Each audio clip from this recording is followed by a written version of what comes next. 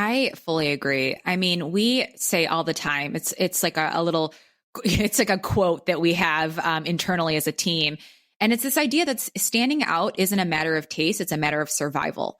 I mean, you have to do something to separate yourself from the pack. And I think so people are so afraid of pissing off just a sect of their industry or losing one client that they water down everything they do.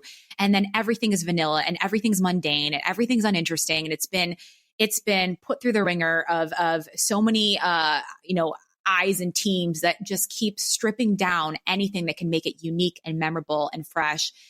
And that's the sad part, is when like businesses are getting so big, is that they're just losing all that opportunity to really make an impact with their customers.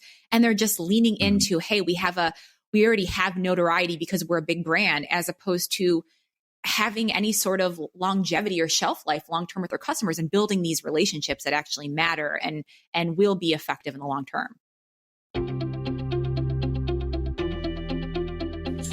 I'm Srini Rao, and this is the Unmistakable Creative Podcast, where you get a window into the stories and insights of the most innovative and creative minds who've started movements, built thriving businesses, written best-selling books, and created insanely interesting art.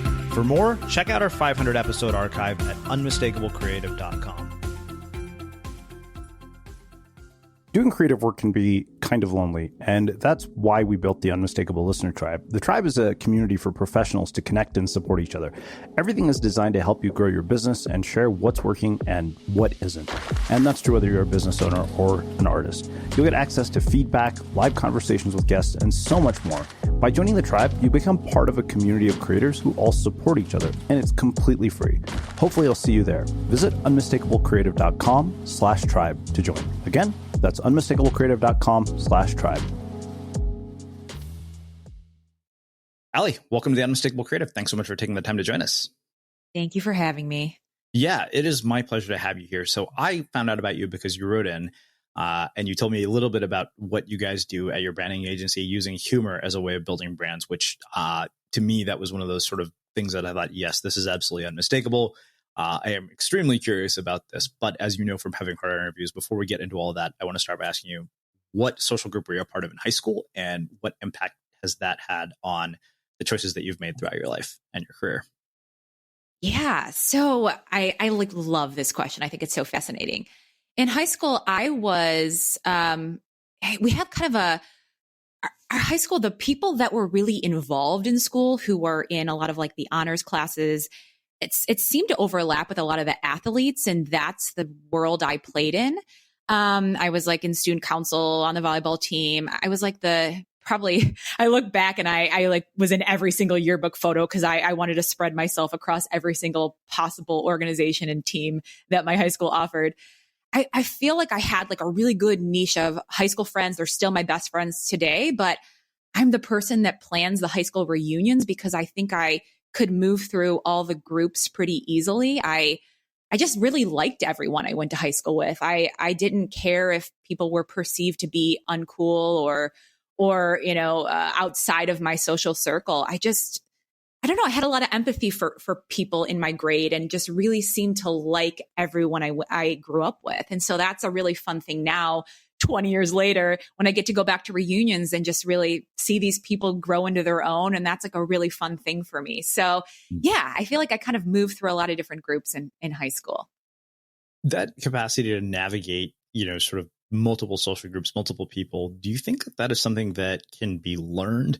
Or do you think some people naturally have it? Because I think, like, I realize now, if I went back to college, having done the Unmistakable Creative, knowing everything I know, that would have been the approach I would have taken. Like, I jokingly say I would have been like the Van Wilder of my college. Mm-hmm. Yeah. Like, to me, I was like, if anybody wants to build an amazing social life when they're in college, they should just watch that movie and follow that model. Because even if you're the most uncool person in the world, you could do that. Yeah. I mean, I definitely think that there are some people who just naturally have more empathy or just an open mind toward people who are different than them. I do think that is something that can be just like an inherent quality. But I do think that if we were taught to just embrace others and to be open and to reserve judgment and to have more internal self-confidence so we can approach people without, the desire to criticize or critique, and can really just meet them where they are and learn from them, and be able to just engage with people that, that weren't, so much like us. I think that would be just a much healthier, more beautiful existence to be a part of. And I feel like I came from a family that is really outgoing and very just open, and tends to like all quirky, weird, offbeat, kind of everyone. They're just really comfortable in social settings and just really embracing the unfamiliar. So I think I did grow up with that. And I also think I think part of me, it probably did come from a place of, some of it was confidence and some of it was insecurity, is I wanted everyone to like me. I didn't want to be disliked, or I didn't want to be ousted from the group, and I didn't want to be on the outside. And so I tried to make friends with everyone. So I always had a home. So, I don't think it was all pure, it was all pure intentions, but I think I can maybe see that more now as an adult. So it's funny because I wrote this piece on Medium that went viral a while back, titled "What We Should Have Learned in School But Never Did." And one of the things I talked about was this whole idea of managing your psychology. And I thought, this is really sort of the foundation, self-esteem, self-worth. And like, I had all these sort of even questions now after going through that experience of writing that article, looking at, okay, why aren't we teaching these things in school? What do you say to the parent who has the kid who feels completely uncool or unfit? I think that the other thing I remember thinking to myself was like, man, I really wish I could ask the prettiest girl in school if she knew that everybody thought she was the prettiest girl in school. Because I wonder if our misperceptions of people who are in these sort of, positions of status in high school is completely misconstrued. And then you also realize this. I was having this conversation with a friend the other day. I said, like, teenagers are assholes. Like, they just are. Like, yeah. We're so obnoxious when we're teenagers. And like, I remember when you get to that sort of phase of popularity and nice clothes and all of that stuff.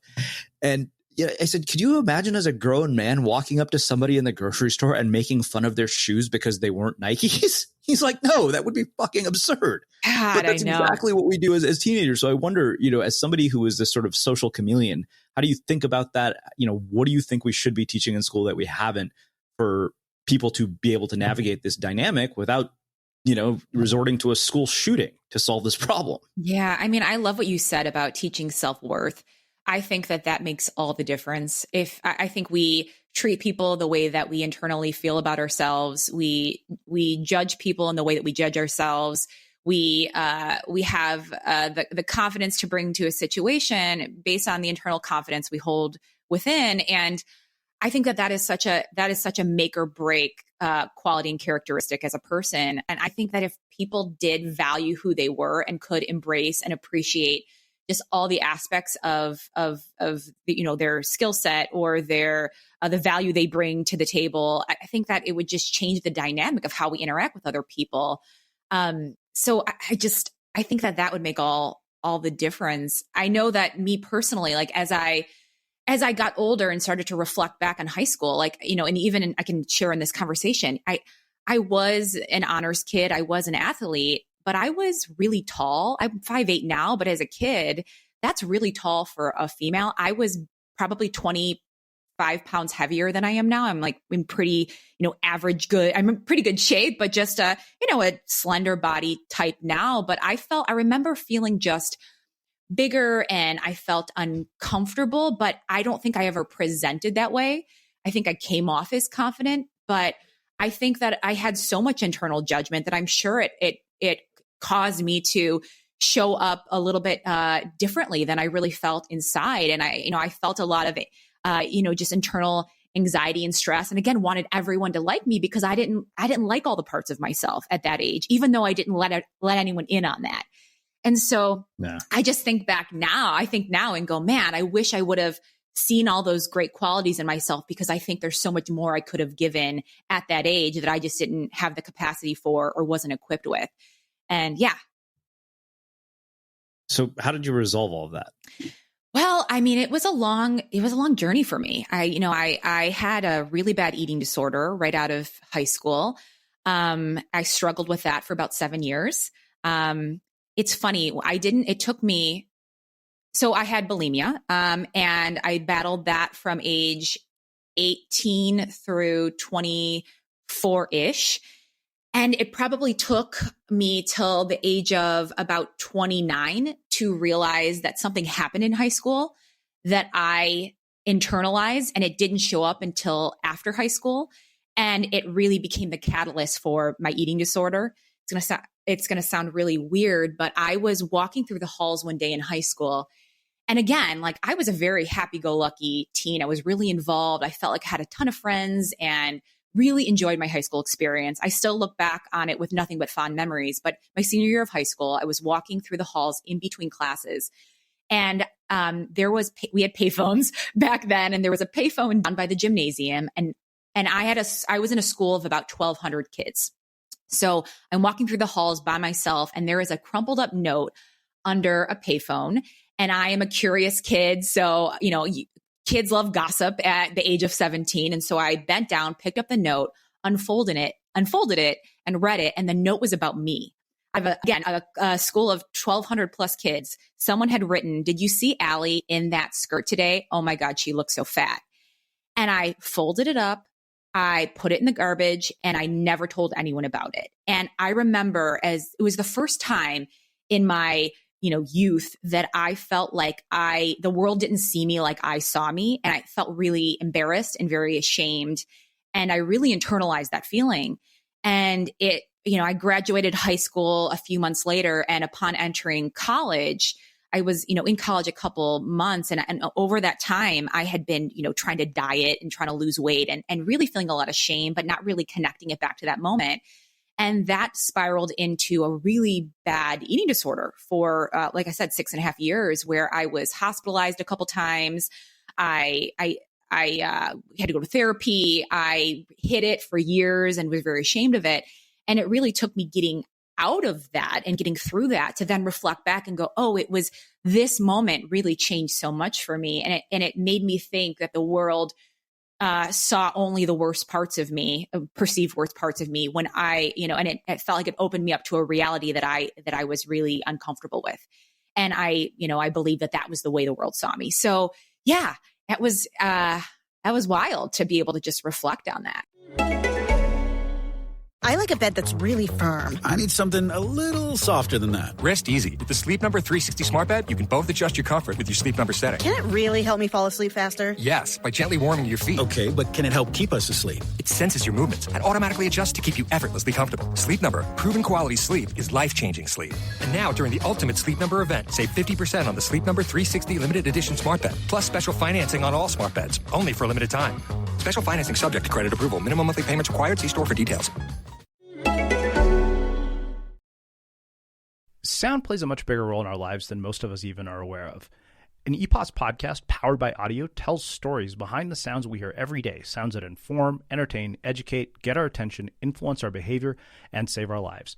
Randy Zuckerberg and her guests explore how audio shapes our experience and how pioneers are creating the sound of the future. You know all those sounds from your devices when you're using apps or receiving text messages or anything else online? Well, it turns out somebody actually has a job doing that. Randy talks to the experts behind these sounds to find out about the work that goes into designing what she calls those sonic logos. As a podcast host, I think a lot about how sound impacts us, whether we're hearing it on a podcast or from a notification on a phone or from some app we're using. And if you want to learn more about the impact that sound has on our lives, listen and subscribe to EPOS's Powered by Audio on Acast, iTunes, Spotify, or wherever you get your podcasts. If you're a small business owner, there are all sorts of things that are necessary but take up a ton of time. Meetings, managing your finances, and dealing with payroll. As an owner, your time is valuable and you want to spend it on doing the things you're best at. If you're like me and you suck at math, chances are that payroll is probably not your best skill and there are better things you could be doing with your time. Say hello to a new way to payroll. Roll by ADP is a chat-based payroll app for small businesses. Roll truly helps you make the most of your time. It's as easy as opening the app and telling Roll to run your payroll. Less than a minute later, payroll is done, and all you had to do was send a chat. Even better, Roll is smart. It learns your payroll and notifies you when it's time to run. Roll also double checks with you if something seems off so you can stay focused on running everything else. Powered by AI, Roll does more than just keep up. It learns your business and stays ahead, sending you proactive notifications when it's time to run payroll so you can stay focused on the important stuff. For a limited time, Roll's monthly fee is discounted at just $17 a month. So download the Roll by ADP app today and go to getroll.com/chat. Again, that's getroll.com/chat. Yeah. So yeah, I wonder with somebody who has an eating disorder, like on the surface, would we even notice that you were dealing with this? Like, would you have appeared to be completely put together to the people in your life? I think I presented well for a while. And then very quickly, when I dropped so much weight that I looked sickly, I think people knew very quickly what was going on. I mean, mine was it got very extreme very quick. And so I lost probably 25 pounds within six to 8 weeks. My face started to get swollen because I was purging. And so people started to notice within the first 6 months to a year. And no one really knew how to handle it because I was still presenting very confident and very outgoing. And I was showing up for school and I had a job and I was still very, social and all of those other components of myself that I tried to keep going because I didn't want anyone to know that I was struggling. That's an unfortunate dark side of my personality is I want to have it all together. I'm the one that everyone comes to for help. I'm not the one that needs it. And so the first kind of iteration of people coming to me and them letting me know that they were in on what I was doing was when all of my high school friends, they wrote my mother a letter. They all composed individual letters, put it in a manila envelope and gave it to my mom. And I was very angry and I was very ashamed because the way I was approached was, haha, we're onto you. And it felt like, it didn't feel loving. I felt like I decided, okay, well, I'm going to hide it further. And then I spent the next 6 years getting really, really good at hiding it and seeming healthy enough to where people weren't in on it or weren't in on my secret anymore. And then I kind of just floated through those next years with an internal struggle with people not realizing how much I was suffering. And they thought that they had like nipped it in the bud. And really I was just doing a better job of concealing it. Wow. Those are some good friends. Yeah, I know. It's wild to think. I think like the intentions were good, but I don't think anyone had the emotional capacity or maybe the social awareness to recognize like how easy pain can be masked and how good some people are at putting on a brave face. Yeah. So as somebody who's been through this experience in particular, I wonder how you think about image, particularly in the age of social media, when our lives are so publicly on display. Because, I mean, let's face it, we've had enough social science researchers here to come and talk about sort of the toxic impact this has had on people's tendency to compare their self-image, teenage girls. So as somebody who's been through this experience, I wonder, how do you view sort of the Instagram filtered world that we live in? Yeah, this is a topic that I could probably talk for days about because I think I'm so aware of it and I'm so sensitive to it. And it's something that I've worked really hard in the last decade plus of my life to not get caught up in. And so someone gave me really good advice one time that basically said, if at any part of you wants to share on social and it's coming from a place of validation, or it's coming from a place of seeking, or it's coming from a place of approval, don't do it. That don't look for that outside of yourself, look for it within yourself.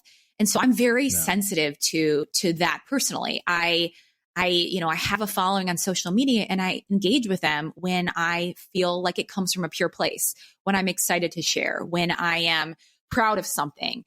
If any part of me feels like as I'm posting that it is done from a place of feeling lack internally or I need their approval, it's like I don't do it. And so I am, as much as I am involved in this branding marketing world, I don't consume a ton of it because I have a really hard time watching the contrived nature of so many people's social experience. Especially it's like when I know people intimately and I know, even people I consort with on a business level, but they've confided parts of their lives to me. And then I see this false narrative on social, and I see that they're living in this filter world, and I know that they're struggling with insecurity, and I know they're struggling with things happening in their personal life, it's really hard for me to see that, because I go, man, you're adding to the problem. Mm-hmm. It's like you're creating this story of who you want to be on social, and there's such a gap between who you want to be and who you actually are, that it's cultivating more anxiety and stress and pain. Well, and so, yeah. I mean, that's such a complicated thing when you're a public figure, right? Totally. Yeah. I think about this a lot, because I remember, I was kind of going off the rails on social media after a bad breakup, and my mentor was like, dude, this is completely unacceptable. He's like, you're the CEO of a company and like a big brand. So I had to quit completely. But I also, I remember like right after, we just raised a seed round of investment. I got a book deal with a publisher. And, like even after raising investor money, I'm like, wow, I have to be really mindful about how I appear on the internet, particularly because my actions don't just have an impact on me. They're a reflection on every single person who has bet on me professionally, whether that's my agent, whether that's my publisher, my speaking agent. And so you're right. I mean, there's no question. It's like, okay, there's this gap between, who you are and who you want to be that you portray on the internet. And yet, if you're in this kind of situation, it's a really sort of delicate balancing act between maintaining sort of, this line of professionalism and being vulnerable enough to be real. Yeah. And well, I love that you say that, because I think that I often like to think that what people are striving for is integrity, but what they're often delivering is a contrived authenticity. And I think that vulnerability is so awesome on a social platform, and showing up as your full self is incredible, and really feeling proud of the work you've done and what you've built and your life and who you are is something it's so essential, and people want more of that, right? But I often think that we're being now taught to leverage vulnerability, and it's becoming manipulative as opposed to inspirational and integral. And I often think of authenticity and integrity being quite different. I think authenticity is like, oh, I'm just going to be who I am, right? And this is just me being me, and I want you to love all those parts of me. And I don't know if authenticity is always powerful, or always if your authentic self kind of sucks. And I often think that can be devoid of a deeper morality, a deeper value system, deeper beliefs, deeper core values. And I think that's what integrity can offer. To me, integrity is a deeper version of authenticity, one that takes into account the social experience and the people around you, and it is not so self-centric. Yeah. And so I would love to see a world where more people were integral on social media as opposed to just authentic. You make me want to write a blog post titled "Why Vulnerability is Not a Marketing Tactic." Thank God. I want to read it. And you just, I'll be sure to make note of that idea. But it just made me think about, the fact that's so true. Like you see that, and people are using that as a marketing tactic. And, and that whole authentic thing, like I know for a fact there are things that I will never say on the air or on a public platform that I will happily say to my closest friends, and they're politically incorrect, they're offensive, they're unfiltered. I remember my mom, I remember I was having this conversation with my mom, and she's like, maybe you should consider developing some filters. I was like, well, I'm not going to do that, but it's like, I'm 40 years old or 41. I was like, that's not going to change. And she's, it was a pretty hilarious conversation, but I'm aware of that. But I also know that, okay, wait a minute, like I'm having this conversation with you that a million people are going to hear. And there are times when I've had to go tell my editor, Josh, go cut that section out. Oh yeah. It's, you think about that. Like I remember saying something on the air on a podcast that I realized after I had recorded it was going to come across incredibly chauvinistic. I thought, oh my God, this sounds really bad. This is a PR crisis in the making. Yeah. My teammates, they said, we don't trust you enough to, let you tell us, we don't trust that you are saying the answer the way you said it. You have a recording of this, right? I was like, yeah. They're like, play it for us. And they heard it and they're like, yeah, you got to email her and tell her that you need to re-record the interview. Well, I think that's so, I think that your mom is has a good point in that there are so many nuances to who we are as people. Yeah. And I think that it's not about manipulating a narrative in public, but it's going, okay, not every part of me needs to show up in the public sphere rather, because those are some parts of me can remain private. Some parts of me are not fully formed or fleshed out or well thought out or, applicable for the masses. And so those are parts I need to be a little bit more mindful of. And that's okay too. I think everyone wants to, wear all parts of them on their sleeve. And that can be a little troublesome when we don't get the full picture. Mm-hmm. Well, I mean, I think that this makes a real perfect transition to your work, because I think part of the reason I wanted to start with that social group in high school question is because the nature of your work seems to me that you guys really, at the core of what you do is social science, but you're using humor as sort of the medium in which to basically take ideas from social science. But before we get into how this actually happens, how did you get here? Like, what was the path from, being cool in high school to this?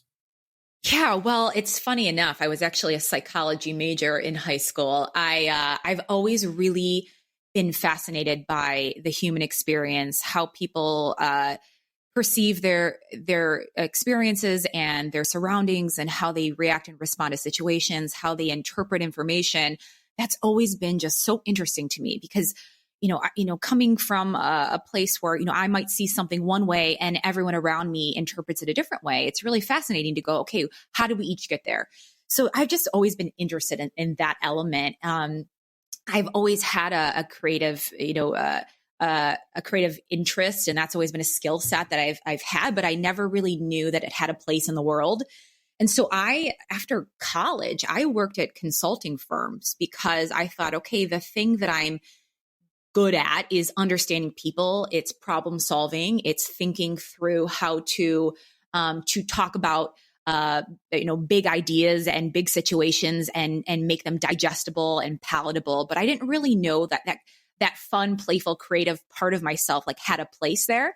And so I started working in the consulting space, and then about 6 years in, I jumped ship and I worked at a startup. It was actually started by two principals that I worked with at the consulting firm. And I joined them as a VP of engagement, of customer engagement. And the reason they brought me on is because while I was working in the consulting space with them and I was kind of in that world, I had a blog at the time where it was just a personal blog where I was, narrating kind of my life experience and talking about my eating disorder journey for the first time. And I was using levity and humor to navigate that topic. And they really liked the way that I approach this kind of heavy dialogue and could bring some lightness to it without making light of it. And I wasn't just talking about that. I was talking about observations and just, different funny things I was experiencing in life.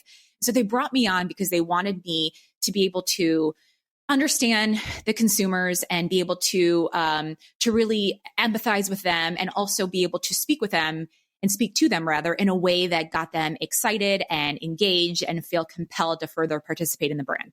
And so that was my role. And that was the first time I ever saw that this passion I had for humor and fun and play had a place in the business world. So I was there for about a year. And then after that, I started to go, hey, this is something I want to do more of. And so I started to work in branding and marketing on my own, and started to just work with companies and individuals, working on their message strategy and developing their voice and developing their brand personality, and not really realizing that was a unique or different or interesting way to approach it. And the approach I kept taking was fun and humor and levity, because I kept seeing that so many people were preying on the fear and the pain and the perceived inadequacies of their consumers. And I just felt like that was a cruddy, cowardice way to approach branding and marketing. And so I wasn't going to be a part of that. And so I was like, there has to be a better way, not knowing that there was a science behind it, not knowing any of that, just going, this feels better. This seems to be as effective. People respond to it. People are engaged when I make them feel good, when I make them laugh, when I make them smile, when I make them feel comfortable. And look, they're just as inclined to share, to buy, as they are if I was preying on them. And this is just such a more a feel-good experience all around. And so I was doing that for several years, and my best friend was a copy and comedy writer. So we would just always talk about this. It's how customers would often approach us and really want to either play it safe with their branding and marketing, or really, play to the pain of their customers. And we just really had a line in the sand where we said, we don't do it that way. And after, many years of just having these dialogues and doing it kind of in this fresh, feel good way, we were like, hey, let's start an agency rooted in this idea that fun sells. And let's build our entire agency on this platform. And this is the way we do things here. And so 3 years ago, we started Obedient and have just really been committed to that approach. And it's been the best thing I've ever done in my life. I get to laugh and make people feel good for a living. And that's awesome. So I have to ask you about the name, because the name seems like a paradox given the nature of the work. Yeah. How did you guys choose Obedient? Yeah, well, we wanted a name that was a paradox. We wanted something tongue in cheek. We wanted something that was the opposite of the thing that we were doing. Wow. We played around with a lot of name ideas that were kind of that, the opposite of what the intention actually was. And we landed on Obedient, and we thought, God, as two women starting an agency and obedience being so tied to this, the female narrative, how funny would it be to be two women who took the power from this word and spun it and made it our own. And the whole goal being disobedient in every single way that we approach creative and ideas and branding for businesses. So a couple of nights ago, I couldn't really sleep. And when I woke up in the morning, I was struggling to put together a coherent sentence, which is really annoying considering that writing is the first thing that I do every morning. And I just felt off. Maybe you've had a night like that too, where the whole day kind of falls apart. Well, I loaded up Newcom on my phone, put on some headphones and their eye mask. 20 minutes later, I felt like I'd compensated for not getting enough sleep and somehow got this amazing power nap. Of course, it's not a substitute for getting enough sleep, but stress, sleep, recovery, whether in the gym or at work, these things really shape how we perform. And they're things you've heard every one of our podcast guests talk about. But for those days when you do wake up in a bit of a funk, Newcom can be a game changer. Newcom is the only stress management system of its kind that's clinically proven in over 1 million sessions to improve your sleep. Reduce your stress, boost your recovery without drugs or side effects. The Newcom system uses cutting-edge neuroscience and consists of 3 non-invasive and non-pharmaceutical items, all of which are included in your monthly subscription, which costs less than a daily cup of coffee. And the whole process is super easy to use and to work into your daily routine to achieve better sleep reduction and stress and boost recovery. So, when you wake up in a bit of a funk, own the day with Newcom. We have a special link set up just for our listeners. Go to creativenewcom.com and get 50% off your 30-day subscription of Newcom and their money-back guarantee. Again, that's Creative Newcom, creative, Nucalm.com.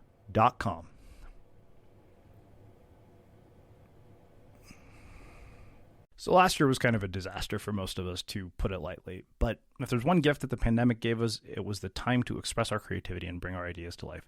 And no matter what 2021 holds in store, you can spend your time creating something meaningful with one of Skillshare's online classes. They have classes on illustration, graphic design, photography, writing, and so much more. If you're interested in learning a skill, Skillshare probably has a class for it. Former Unmistakable Creative guest Andy Pizza has a course titled Find Your Style, where you can discover your creative DNA and bring that thing that makes you unmistakable to your work. And Skillshare is also super affordable, especially when you compare it to some pricey in-person classes. So without breaking the bank, you can explore the things that interest you most for less than $10 a month. Explore your creativity at Skillshare.com/create and get a free trial of their premium membership. Again, that's Skillshare.com/create.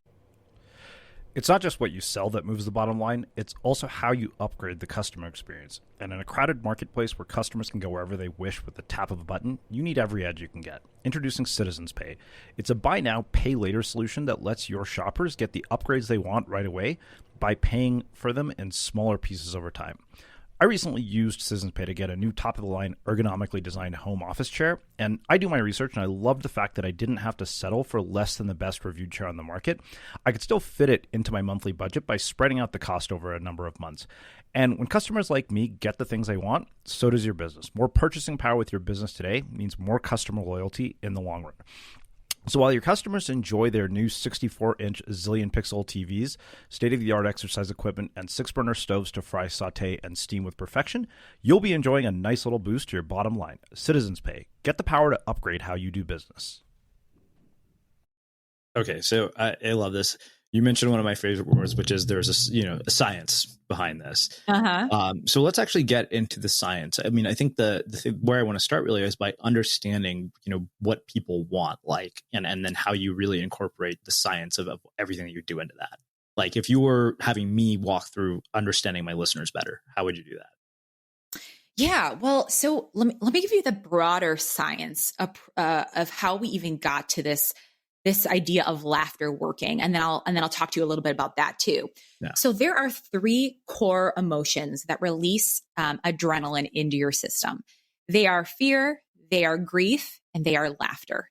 And they all work and they're all effective. Fear, like I mentioned before, it is an effective approach and it does work to get people to buy from you. But the problem with fear is that when you're using fear is that your consumers are ultimately loyal to their pain and not to you.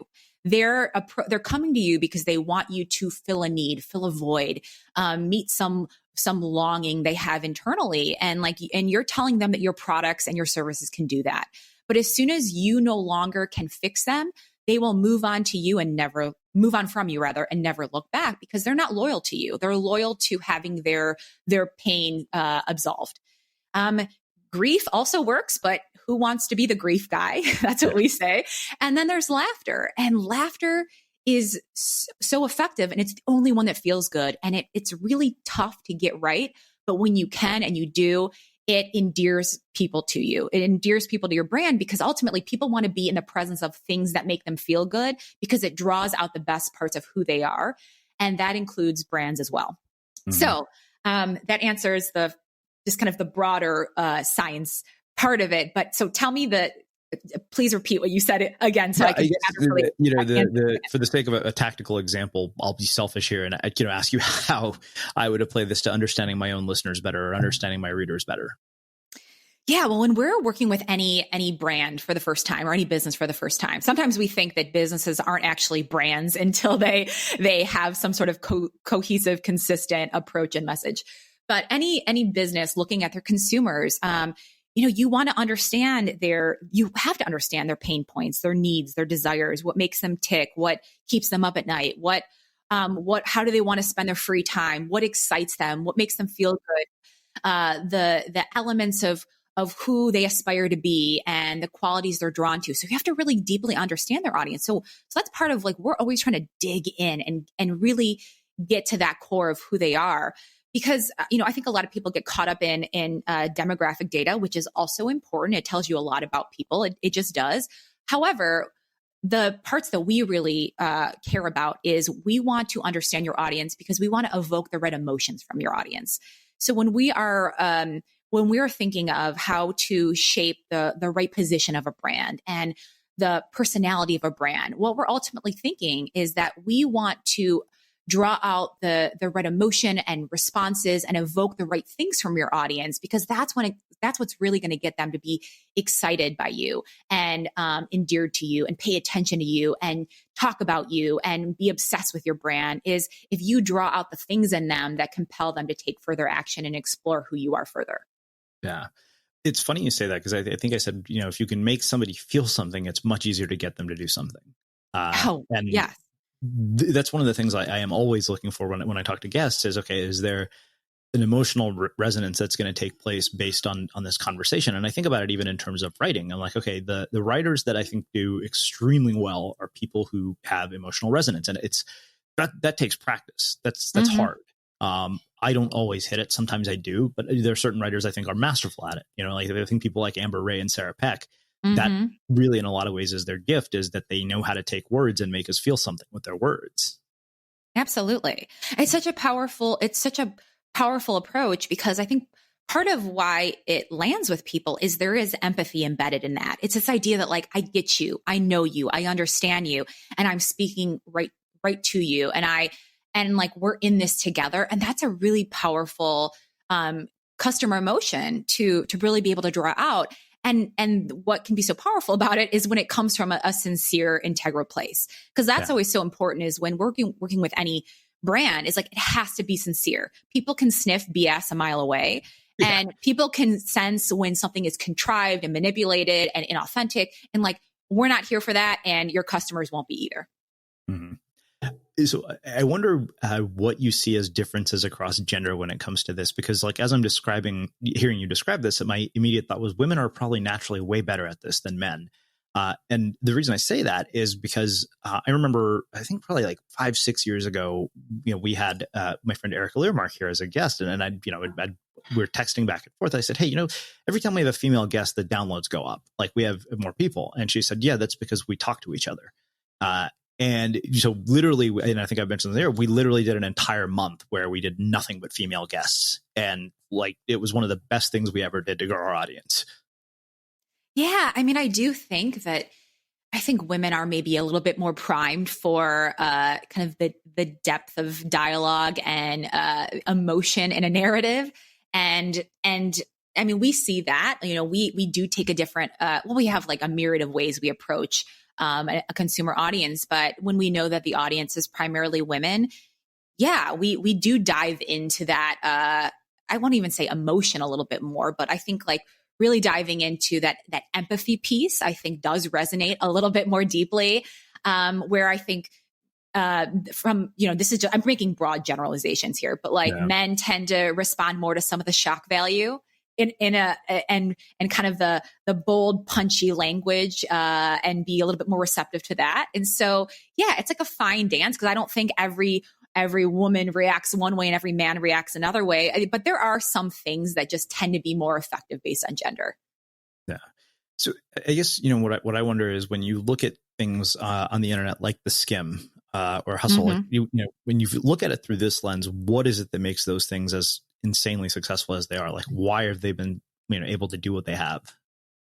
Yeah. I mean, I think that they make the complex digestible. They make the mundane interesting and entertaining.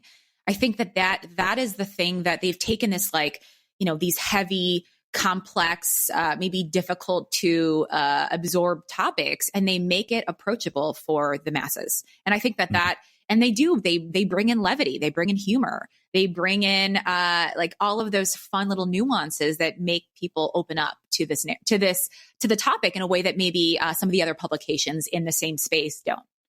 Yeah. So you mentioned levity, multiple times. One, can you define that? And then also, like, if we're thinking about, sort of a first interaction that a customer has, or somebody who lands like on our website or has, receives our first email and an autoresponder, how would you apply this to that? Yeah. And so when I think of levity, I think of just adding an element of lightness to a message or to an experience. I often think levity is some mix of surprise and delight. It's like you say something that delights your audience and takes them by surprise, but they also can deeply relate to.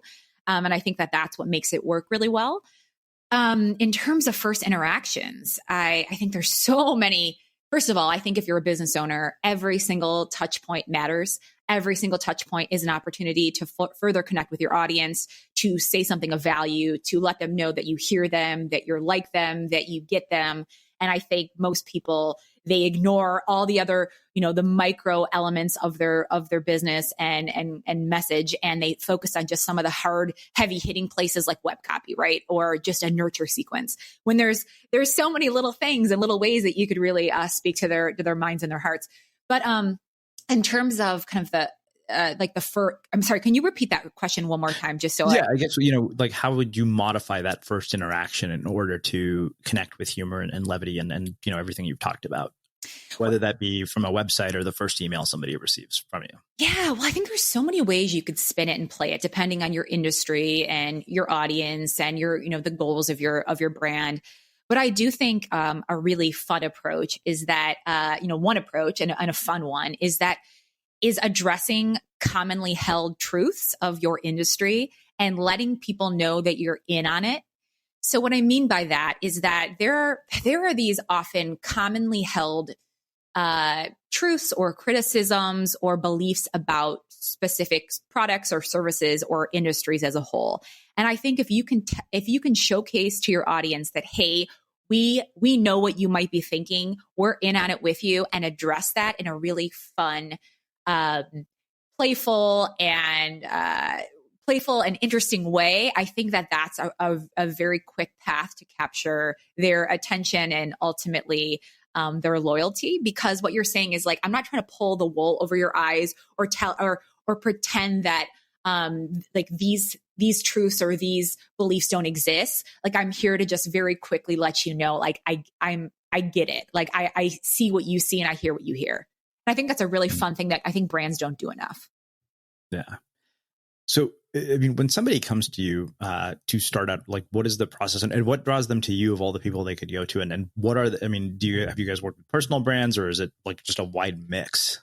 Gosh, yeah. I mean, it's a huge mix. It's wild. We have worked with every type of business, from a private investigator who works to exonerate wrongly convicted individuals, to health research campaigns, to a fertility company, to food and beverage, to skincare. I mean, we've been all over the map. And some folks sometimes it's personal brands or it's more solopreneurs. Sometimes folks are in a startup phase where they've actually had funding. And sometimes they're large organizations. Like, we've done work with, Dallas Cowboys. So it's really all over the board. I think the common denominator is people who are ready to have a fresh approach to their industry.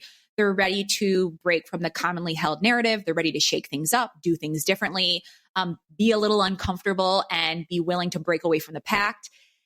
And I think it's people who are at a minimum on board with the idea that fun and humor is a different, new, fresh approach that other people just haven't really tackled before. So that's really fun for us, because when people come to us, they generally already trust that the way we do things can work. And so they're a bit built in, or the trust is a bit built in, which is so great for us, because then we can really push the boundaries and push the edges with them and like really have fun and not be at risk of watering everything down. It's funny because, I mean, you've been to our website, so like a big part of the reason for the artwork and all that other stuff is we're just like, this is fun. That's why we do it. That's a big part of what drives that sort of, the visual voice is largely because we're like, it's fun to create this stuff more than anything else. Like, that is the biggest driver. And I think about when I gave a talk, I did a workshop for a really large bank, like a big Fortune 500 company. And I remember that the night before, I went to a shopping center in LA, and they had posters for this big bank. And I was looking at these posters and I thought to myself, I noticed these posters because I'm talking to their global marketing team tomorrow. I wonder if I would have even if they would have caught my eye if, I wasn't talking to them. And then I thought about the fact that, we have our friend Mars Dorian, who does like this really provocative, crazy artwork. And I thought, well, if he designed those posters, everybody would stop and see them. Like, they would be impossible to ignore. Yeah. And yet, to basically convince a legacy brand that's been around for, 150 years to say, you know what, let's go do something wildly different. And let's totally, disrupt this brand that you're used to with this sort of consistent voice. I thought, this is a tall order. Like, people might feel like their heads are going to roll. And at the same time, I'm like, well, you know what? It's either that or get washed up in a sea of sameness. I fully agree. I mean, we say all the time, it's like a little, it's like a quote that we have internally as a team. And it's this idea that standing out isn't a matter of taste. It's a matter of survival. I mean, you have to do something to separate yourself from the pack. And I think people are so afraid of pissing off just, a sect of their industry or losing one client that they water down everything they do. And then everything is vanilla and everything's mundane and everything's uninteresting. And it's been put through the ringer of so many, eyes and teams that just keep stripping down anything that can make it unique and memorable and fresh. And that's the sad part, is when like businesses are getting so big, is that they're just losing all that opportunity to really make an impact with their customers. And they're just leaning into, hey, we already have notoriety because we're a big brand, as opposed to having any sort of longevity or shelf life long-term with their customers and building these relationships that actually matter and will be effective in the long term. Yeah. Wow. So, I have one other question around this whole idea of standing out. So one thing that I see, there's a while back, one of my friends who, occasionally will refer guests to us, sent me a list of a lot of her clients, and their websites. And I put them all right up, next to each other in multiple browser tabs. And I was like, why do I feel like I'm reading the same website over and over again? Mm-hmm. And, and I've noticed this, and this is not a criticism on Marie Forleo at all, but like a lot of the people who come out of her B school, like it's amazing how many sites you see that look either exactly like hers, or, try to mimic that. And, I wonder how you break people of that temptation to mimic the people that they look up to, because I understand the logic behind it, but I've also been, the one to rail against it. I mean, it's the ethos of everything that we stand for is to stop doing that. Like we literally wrote a book about it. And I always jokingly say the other title of my book could have been Everybody is Full of Shit. Mm-hmm. Although I don't know that Penguin would have wanted to put their name on that. But yeah, I mean, that like I realized in some sophisticated way, I just spent 250, pages saying exactly that in a much more polite way. But that's kind of what, I drew as my conclusion when I after, 5-6 years of watching this, it was just like, wait a minute, why is there so much mimicry? Well, I think the problem is, first of all, and again, it is no shade to Marie Forleo. She's built an empire and I give her all the credit in the world for it. But I think the problem is so many people coming out of it say, I want to be her. And so they copycat the exact same language, color palette, format, all of that. And yeah, it works for Marie Forleo because she was the first to do it. It doesn't work for you because all you look like is a watered down copycat, unoriginal version of Marie Forleo. So no, you aren't the memorable one. You aren't the one people are going to be talking about and paying attention to. It works for her because she was the first. She was the innovator. It's not innovative to just rip off what someone else is doing. And yeah, we have had, I think especially early on, we had a lot of people from that space coming to work with us and really approaching us and feeling like and believing that like the way that they were talking about the thing that they did was so unique and so different. And our challenge is to say, okay, you really sound like the masses right now. So in order to work with you, we actually have to say something different. We actually have to develop your voice and the language you utilize in a way that doesn't look like all the other people in your industry. And that's going to probably be pretty uncomfortable for you because this feels safe and you see this thing out there working, but you can't be that thing if you want to be noticed and you want people excited about your brand. And so, yeah, it really is having to kind of undo a lot of the learned strategies and tactics that people have seen work for other people and show them it's not going to work for you because it's already been done. Yeah. I mean, that's the, when I always tell people, I said, the best thing you can do in an online course is not to follow the instructions to the letter. That to me was one of those things. I learned that lesson early on because of this blog mastermind course I took. It was a course about how to start a blog. And the result of taking that course was the podcast. Ironically, because one of the lessons was to interview one person as a way to get traffic. And I just said, okay, you know what? I'm going to interview people as a weekly series instead. And, that was like the precursor of the podcast, but it was like just a slight deviation from the instructions that made all the difference in the world. For sure. Yeah, absolutely. And I think that's, I think that there's so many people who are so scared to do that. I commend you for doing that because that is a bold step and that can feel very uncomfortable and unfamiliar for people. And there is, I say this in air quotes, risk involved. No. But that like when you are willing to be an outlier, like the outliers get the attention. The outliers are the ones that make you, take notice and pause in your tracks and backpedal and go, I want more of what he or she is dishing out. And it's because they are the ones that are willing to do something different. And that can be so scary for people. And I empathize with that. And that's something where I think that, I really love getting to work with clients. Like I tend to do all the client relationship management, for lack of a better word, but really being able to interact with our clients and helping them walk through this process in a way that they're comfortable and they're excited and getting them prepped for, hey, this is going to feel a little difficult for you. You're going to want to backpedal into the way you were doing things. You're going to want to, again, like I've said before, water down your process, but we're not going to let you do that. And we're here by your side, ensuring that doesn't happen. So, but yeah, I get the propensity for it. Yeah. Wow. So I want to ask you a completely unrelated question to our conversation. Because it's funny, like as I do research for different projects, I'm like, I got people I can talk to about this. I'm working on this new piece about making decisions. And I've asked maybe one other person this, what do you think are the most important decisions in your life? Just broadly in life? Oh, boy. I think that's a great question. I would think that if I'm thinking of my own life, I think the best decisions I've ever made are to really strengthen my self-worth and my self-perception. I think it has been the domino effect that has positively affected every other part of my life. It has made me a good partner to my husband. It has made me a great partner to my business partner.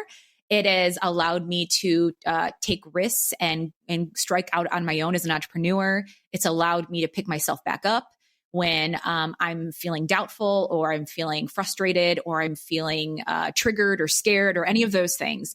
I think like that has been the best decision. And what that means for me is like, when I think of like a personal goal of my goal in life is not to be happy all the time. My goal in life is to be able to sit with the discomfort that life can offer. And what I mean by that is like, can I sit with the highs and can I sit with the lows and can I not lose myself in any of those places? Like, can I learn to just fully like and embrace and be with myself through all of those experiences? So that has been crucial. So that's a huge decision. I think also a big decision is to really value kindness in people. My husband is the kindest person I know. He is consistent. He is honest. He is good natured. And thankfully, I chose a partner where that was a value I cherished over everything else, because that is a thing that has had shelf life in the 10 years we've been together. I think kindness is so underrated and it doesn't feel as sexy as some of the other qualities people possess. But that is something that's been just, I do not regret choosing that quality in someone. My business partner also is incredibly kind, incredibly loyal, incredibly honest. And that is also what's helped to make us a really effective duo and build an agency and be the leaders of a really incredible, creative, smart, integral team. And so, those are just two off the cuff answers. The other best decision of my life was to get a dog. And that's added so much, joy to my life. And I would have 100 if I could fit them in my home. So yeah. Awesome. Well, I have one final question for you, which I know you've heard me ask. Yes. What do you think it is that makes somebody or something unmistakable? What makes someone unmistakable? I think it is integrity. I think you can sniff it out a mile away. I think when someone is operating in the full capacity of who they are, deeply tied to their values, their morals, believing in kind of the greater good and really aligned with kind of their deepest, truest self, as opposed to someone who is so caught up and concerned with what everyone else is doing, having to keep up with the Joneses, having to put on a false narrative of who they are and who the world thinks they should be. I think the difference between someone who has deep integrity and someone who is just operating from a place of just bullshit and fluff and hot air. I think that's what makes someone unmistakable. We gravitate toward the people that we sense are real, and that cannot be manufactured. Amazing. Well, I can't thank you enough for taking the time to join us and share your story and your insights with the listeners. Where can people find out more about you, your work, and everything that you're up to? Yeah, well, I want to say thank you so much for having me on. I have followed your work for years, so it is so exciting and such an honor to be on the pod.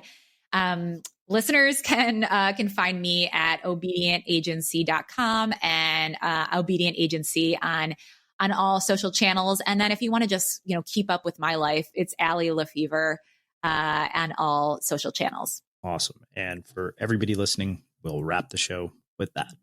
Thank you for listening to this episode of the Unmistakable Creative Podcast. While you were listening, were there any moments you found fascinating, inspiring, instructive, maybe even heartwarming? Can you think of anyone, a friend or a family member who would appreciate this moment? If so, take a second and share today's episode with that one person, because good ideas and messages are meant to be shared. I like a bed that's really firm. I need something a little softer than that. Rest easy. With the Sleep Number 360 smart bed, you can both adjust your comfort with your Sleep Number setting. Can it really help me fall asleep faster? Yes, by gently warming your feet. Okay, but can it help keep us asleep? It senses your movements and automatically adjusts to keep you effortlessly comfortable. Sleep Number, proven quality sleep is life-changing sleep. Don't miss our President's Day weekend special. Save 50% on the Sleep Number 360 limited edition smart bed. Plus special financing and free premium delivery when you add a base. Ends Monday. Special financing subject to credit approval. Minimum monthly payments required. See store for details.